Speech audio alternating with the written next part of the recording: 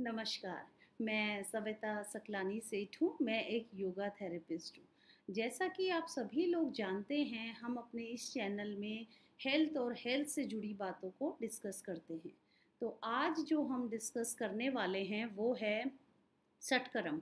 सटकर्म क्या हैं और हम इन्हें क्यों करते हैं और इनका ये हमारे लिए क्यों महत्वपूर्ण है, ये सब हम आज इसमें बताएंगे। तो पहले हम स्टार्ट करते हैं, सटकर्म क्या है। सटकर्म जो है वो एक योगिक प्रैक्टिसेस हैं, योगिक प्रैक्टिस है जिसको कि हम अपनी बॉडी को इंटरनली प्योरीफाई करने के लिए करते हैं। ये टाइप्स ऑफ डिटॉक्सिफिकेशन प्रोसेसेस हैं। तो सटकर्म क्या करते हैं, हमारी बॉडी को इंटरनली क्लीन करते हैं। हम इन्हें क्यों करते हैं? जैसे कि हम सब जानते हैं, हमारे शरीर में 72,000 नाड़ियाँ होती हैं। ये नाड़ियाँ हमारे हमारे शरीर में जैसे 72,000 नाड़ियाँ होती हैं, वैसे ही हमारी स्पाइन में पीछे 7 चक्र होते हैं, जो कि हमारे एनर्जी पॉइंट्स होते हैं। तो ये सारी नाड़ियाँ जो हैं हमारे एनर्जी पॉइंट से किसी ना किसी तरीके से जुड़ी हुई होती हैं। किसी में ये ज़्यादा होती हैं, किसी में ये कम होती हैं। तो जब हम ये षटकर्म परफॉर्म करते हैं, कोई भी षटकर्म क्रिया करते हैं, तो ये हमें इंश्योर करती है कि हमारी जो जितनी भी नाड़ियाँ हैं उनमें कोई ब्लॉकेजेस ना रहें। किस टाइप की ब्लॉकेजेस? क्योंकि वो हमारे एनर्जी चैनल्स से जुड़ी हुई हैं, तो ये हमारे मेंटल और फिजिकल किसी भी टाइप का कोई भी ब्लॉकेज ना हो, ये हमें इसमें हेल्प करती हैं। तो ये क्रियाज जो होती हैं, जो सटकर्म होते हैं, ये हमारे लिए बहुत इम्पॉर्टेंट होते हैं हमें फिज़िकली और मेंटली फिट रखने के लिए। इसलिए हमें इन्हें, अगर हम कोई भी योगा प्रैक्टिस कर रहे हैं तो हमें सटकर्म ज़रूर करने चाहिए। क्योंकि सटकर्म किए ही इसलिए जाते हैं कि आप अपने योगा को एक नेक्स्ट लेवल पे ले जा सकें। जैसे कि अगर आप प्राणायाम करेंगे या फिर योगा करेंगे, तो उसके लिए आप अपनी बॉडी का प्योरीफाई ज़रूर करेंगे, या उसका प्योरीफाई होना बहुत ज़रूरी है, उसको डिटॉक्सिफाई करना बहुत इम्पॉर्टेंट है। तो सटकर्म कितने प्रकार के होते हैं? सटकर्म 6 प्रकार के होते हैं। कौन-कौन से होते हैं? वो होते हैं धोती, बस्ती, नौली, नेति, त्राटक और कपालभाति। ये 6 प्रकार के सटकर्म होते हैं। इनको हम कैसे परफ़ॉर्म करते हैं? सबसे पहले हम बताएँगे धोती के बारे में। धोती धोती क्या है? धोती 2 तरीके की होती हैं। धोती सटकर्म जो है, क्रिया है, ये 2 तरीके की होती हैं। एक होती है जल धोती और एक होती है वस्त्र धोती। तो जो जल धोती होती है उसको हम करने के लिए एक ल्यूक वार्म सेलाइन वाटर लेते हैं। मतलब एक ल्यूक वार्म वाटर हमने लिया और उसमें हमने थोड़ा सा सॉल्ट डाल दिया, और वो सॉल्ट, कॉमन सॉल्ट भी आप डाल सकते हैं, सेंधा नमक भी आप डाल सकते हैं। उसको हमें पूरा, हम उस पानी को पूरा ले लेंगे, पी लेंगे, and then we have to vomit it out. हमें पूरा बाहर निकालना होता है। तो ये प्रोसेस जो है हमारे डाइजेस्टिव ट्रैक्ट को पूरा क्लियर कर देता है। उसमें जो एक्स्ट्रा म्यूकस होता है वो पूरा बाहर निकाल देता है। ऐसे ही जो वस्त्र धोती होती है, उसमें हम एक मसलिन क्लॉथ को लेते हैं और उसको हम पूरा अंदर ले लेते हैं, and then we have to take it out. तो जब हम उसको बाहर लाते हैं तो वो हमारे पूरे डाइजेस्टिव ट्रैक्ट को क्लियर कर देता है। हमारा सारा जो भी गंदगी होती है वो हमारी सारी बाहर आ जाती है। और ये जो हम सटकर्म परफॉर्म करते हैं, जो हम करते हैं, ये हमें डिटॉक्सिफाई तो करते ही हैं, ये हमारी बॉडी के सारे दोष जो होते हैं, त्रिदोष, जो कि वात पित्त और कफ होता है, उसको भी बैलेंस करते हैं। तो ये हमारे लिए बहुत इम्पोर्टेंट है। अब हम इसके बाद, धोती के बाद हम लोग आते हैं बस्ती में। बस्ती क्या है? बस्ती is a cleansing of long intestine. तो इसको हम कैसे करते हैं? इसको भी करने के तरीके हैं। बस्ती को करने के भी तरीके हैं। ये हमारी लार्ज इंटेस्टाइन को क्लियर करता है। जैसे कि हम एनिमा से हम लार्ज इंटेस्टाइन की क्लीनिंग करते हैं, ये वो ही प्रोसेस है। तो ये हमारी, अगर हम बस्ती करते हैं तो ये हमारी पूरे इंटेस्टाइन को प्योरीफाई कर देता है। बस्ती भी 2 प्रकार की होती हैं। एक होती है जल बस्ती और एक होती है स्थल बस्ती। हम इसके बहुत डिटेल में आज नहीं जा रहे हैं, अभी हम सिर्फ आपको एक बेसिक बता रहे हैं कि षटकर्म क्या हैं और वो क्यों परफॉर्म करने चाहिए। इसके बाद हम आते हैं तीसरे षटकर्म में, जो कि है नेति। नीति क्या है? जल नीति। जल नीति ये है, it's a cleaning of nasal passage. ये हमारे ये नेजल पैसेज को क्लियर करता है, क्लीन करता है, डिटॉक्सिफाई करता है।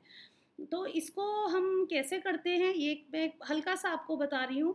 इसके लिए एक वेसल आता है जिसमें आगे एक नोज़ल बना हुआ होता है, उसको हम एक नॉस्ट्रल में फिक्स करते हैं, गर्दन को टिल्ट करते हैं, बॉडी को 90 डिग्री में ले जाते हैं और वो पानी पूरा पैसेज से पूरा क्लीन करता हुआ दूसरे नॉस्ट्रल से बाहर आ जाता है।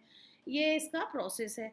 ये बस जो जल नीति होती है इसके भी प्रकार हैं, जैसे कि हम जल नीति करते हैं, हम घृत नीति करते हैं जो कि घी से की जाती है, ऐसे ही दुग्ध नीति होती है जो दूध से की जाती है, और तेल से भी की जाती है, ऑयल से, और भी इसके कई प्रकार हैं जिनको की जाती है। वो डिपेंड करता है कि आप इसको किस प्रॉब्लम के लिए कर रहे हैं। ये था जल नीति के बारे में। जल नीति के बाद हम आते हैं त्राटक में, जो एक और क्रिया है, षटकर्म है त्राटक। त्राटक क्या है? Trataka is a cleaning of eyes. ये हमारी आँखों के लिए करा जाता है, आँखों की क्लीनिंग करता है।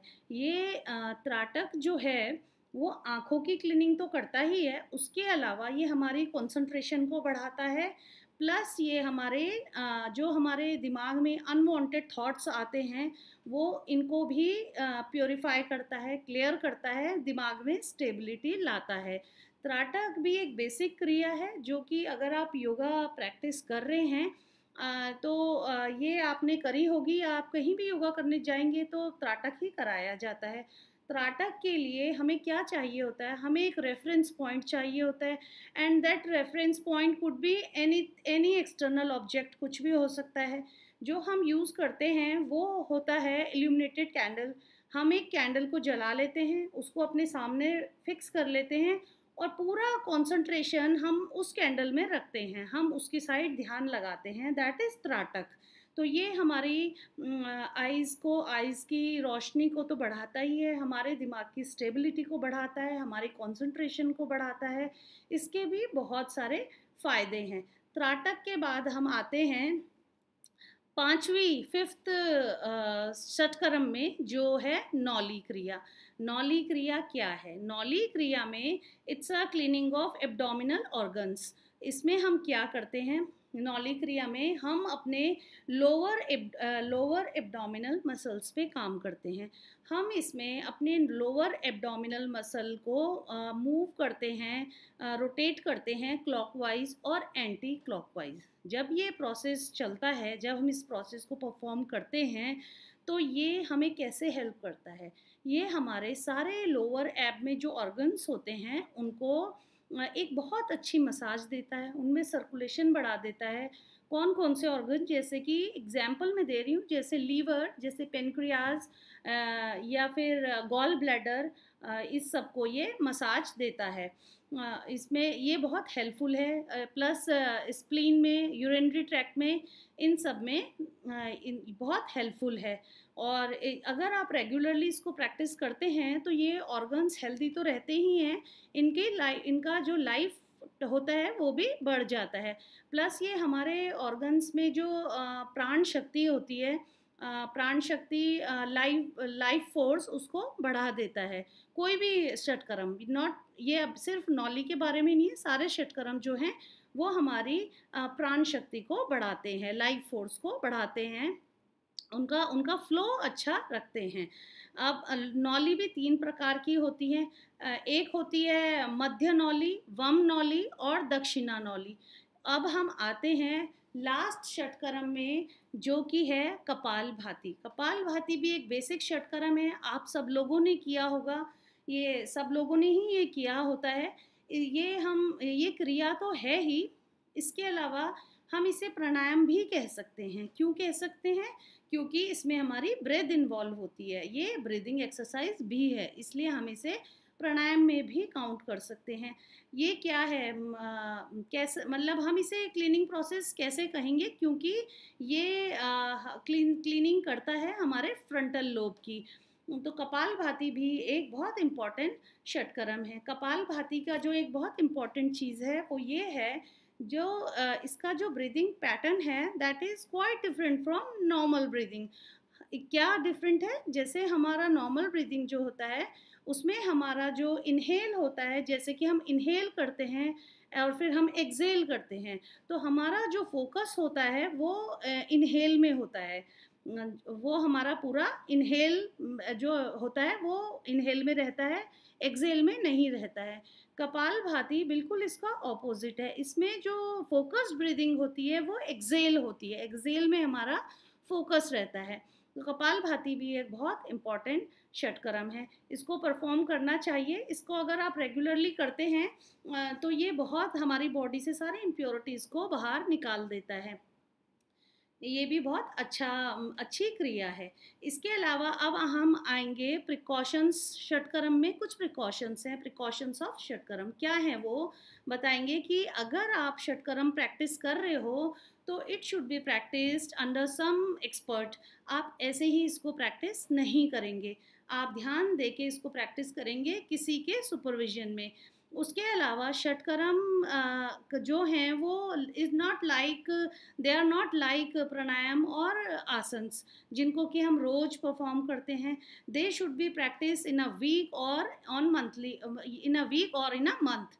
आप ऐसे इसको रोज प्रैक्टिस नहीं करेंगे, ये बिल्कुल डिफरेंट है, क्योंकि ये क्लीनिंग प्रोसेस है, ये डेली प्रैक्टिस नहीं है। इसके अलावा जो इसका प्रिकॉशन है वो ये है कि अगर हम कोई भी इक्विपमेंट यूज़ कर रहे हैं, जैसे कि हम रबर यूज़ कर रहे हैं नेति के लिए, या फिर सूत्र यूज़ कर रहे हैं नेति के लिए, या वी आर यूजिंग दैट जल नेति पॉट, या कोई और वस्त्र हम यूज़ कर रहे हैं, तो that should be very very clean, उसका साफ़ होना बहुत ज़रूरी है। ये इसका प्रिकॉशन है। इसका एक और प्रिकॉशन है कि कोई अगर महिला प्रेग्नेंट महिला इसको नहीं करेगी, उनके लिए षटकर्म नहीं है। अगर कोई योगा प्रैक्टिस कर रही हैं रेगुलरली तो वो जलनेति कर सकती हैं, उसके अलावा कोई भी षटकर्म उनके लिए नहीं है, वो इसको अवॉइड करेंगी। ये था षटकर्म के बारे में। और षटकर्म हमारे लिए बहुत इम्पॉर्टेंट है, ये हमारे प्राण शक्ति को बढ़ाते हैं, हमारे सारे जो भी फिज़िकल और मेंटल नॉट्स होते हैं हमारे उनको ये क्लियर करते हैं, सबको ये क्लियर करते हैं, हमारे वात पित्त कफ को बैलेंस करते हैं। तो ये सब के लिए इंटरनल क्लीनिंग के लिए षटकर्म्स आर वेरी वेरी इम्पॉर्टेंट। जो भी योगा प्रैक्टिस कर रहे हैं, जो ऑलरेडी योगिक प्रैक्टिस में हैं, उन सबको इसका इम्पोर्टेंस पता ही होगा, और ये हमें बहुत हेल्पफुल रहते हैं। अगर आप अपनी योगा प्रैक्टिस को आगे बढ़ाना चाहते हैं, फर्दर ले जाना चाहते हैं, अगर आप योगिक प्रैक्टिस में हैं और आप एडवांस लेवल में जाना चाहते हैं, तो षटकर्म आपके लिए बहुत इम्पॉर्टेंट है। जैसे कि घर के लिए कोई हम घर बनाते हैं तो हम कहते हैं उसका फाउंडेशन बहुत अच्छा होना चाहिए, तभी हम घर को पक्का बना सकते हैं। तो एक अच्छी योगा प्रैक्टिस के लिए षटकर्म का करना बहुत ज़रूरी है, क्योंकि अगर आपकी बॉडी इंटरनली पूरी क्लीन होगी, डिटॉक्सिफाई आप उसे कर देंगे, तो आप अपनी आगे योगा प्रैक्टिस में जा पाएंगे, आप अच्छे आसन्स परफॉर्म कर पाएंगे, आप अच्छा प्राणायाम कर पाएंगे। तो ये हमारे लिए बहुत इम्पॉर्टेंट है। ये था षटकर्म के बारे में। अगर आपको मेरा ये वीडियो पसंद आया हो, उम्मीद है कि आपको पसंद आएगा, तो आप प्लीज़ इसको लाइक और सब्सक्राइब ज़रूर कीजिएगा और अपने कमेंट्स मुझे ज़रूर दीजिएगा। Thank you.